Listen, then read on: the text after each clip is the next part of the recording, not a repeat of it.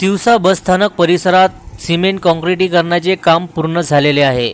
या काँक्रिटीकरणामुळे बराच भाग उंच झाल्यामुळे बसस्थानकावरील प्रवेशद्वाराजवळील विद्युत तारा गेल्यामुळे त्या एसटी बसला स्पर्श होऊ शकत असल्यामुळे एसटी बसेस बसस्थानकामध्ये येत नाही।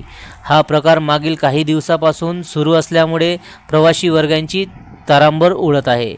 बसस्थानकावरील वाहन तळाचे काम चालू असतानाच तिवसा येथील वीज वितरण कंपनीला बसस्थानक भागातून जाणाऱ्या विद्युत वाहिनीबाबत माहिती व लेखी पत्रव्यवहार स्थानिक एसटी कार्यालयाकडून करण्यात आला होता।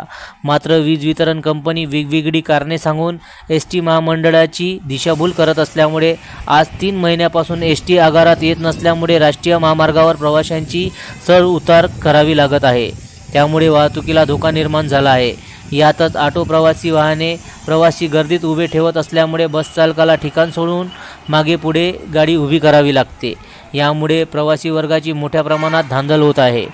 अधिकाऱ्यांनी मात्र याकडे पूर्णतः दुर्लक्ष केले तर आपली जबाबदारी झटकून एसटी महामंडळाकडे बोट दाखविल्या जाते।